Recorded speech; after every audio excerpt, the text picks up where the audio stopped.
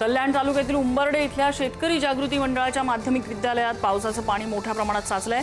आजूबाजूला सुरू असलेल्या इमारत बांधकामांमुळे पाण्याचा नैसर्गिक निचरा बंद झाल्यानं पाणी थेट वर्गखोल्यांमध्ये घुसलंय। परिसरात गुडघाभर पाणी साचल्यामुळे शाळा प्रशासनाने विद्यार्थ्यांना सुट्टी जाहीर केली आहे। त्यामुळे विद्यार्थ्यांच्या आरोग्याचाही प्रश्न निर्माण झाला असून पालकांनी संताप व्यक्त करत प्रशासनाकडे तातडीनं कायमस्वरूपी उपाययोजना करायची मागणी केली आहे। शेतकरी जागृती मंडळाचे उंबर्डे येथील माध्यमिक शाळेची परिस्थिती आज अतिशय दयनीय झालेली आहे। या शाळेत आज पहिल्याच पावसात विद्यार्थ्यांना सुट्टी द्यावी लागलेली आहे। याच्या मागचं कारण असं आहे की या शाळेच्या आजूबाजूला जेवढ्या डेव्हलपमेंट झालेले आहे, इमारती झालेल्या आहेत, त्या इमारतींनी या शाळेतील जो पाणी साचलेला पाण्याचा निचरा करण्यासाठी मार्गच उरलेला नसल्यामुळे आता या शाळेच्या पटांगणासह शाळेच्या वर्गखोल्यांमध्ये आता मोठ्या प्रमाणात पाणी साचल्याचे दिसून येत आहे। परिणामी या विद्यार्थ्यांना आता शाळेतून सुट्टी देण्यात आलेली आहे। विद्यार्थ्यांचा शाळेचा आता एक दिवस फुकट गेल्याचा लक्षात येत आहे।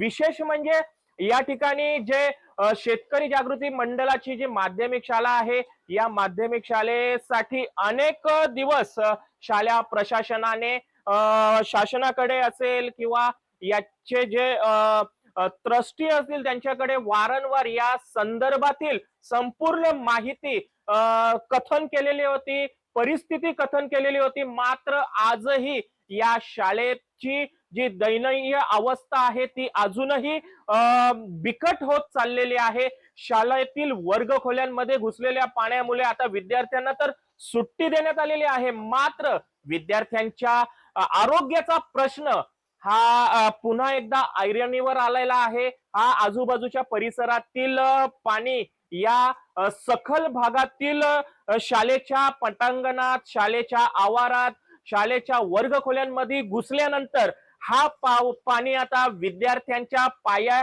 पायातून विद्यार्थ्यांना पायाच्या याच्यातून हा पाणी पायापर्यंत पोहोचलेला दिसत होता। त्यामुळे शिक्षकांनी प्रसंगवधान साधून आता विद्यार्थ्यांना सुट्टी दिलेली आहे। मात्र या खराब, चिखलमय आणि आरोग्यासाठी घातक पाण्यामुळे विद्यार्थ्यांच्या आरोग्याला कुठे धोका निर्माण होऊ नये यासाठी आता प्रशासन देखील आणि शाळा प्रशासन देखील याकडे लक्ष देत आहे। मात्र या शाळेची प्रत्येक पावसाळ्यातील ही परिस्थिती पाहता या शाळेतील विद्यार्थ्यांचे भविष्य आता मोठ्या प्रमाणात धोक्यात आलेले आहे। आरोग्याचा प्रश्न देखील या ठिकाणी उपस्थित होत आहे। त्यामुळे या शाळेच्या आजूबाजूच्या परिसरातील बांधकामांमुळे होत असलेल्या शाळेची जी दयनीय अवस्था आहे, पाणी निचरा होत नसल्यामुळे या शाळेची होत असलेली ही दयनीय अवस्था आहे, ही कधी आणि कशा पद्धतीने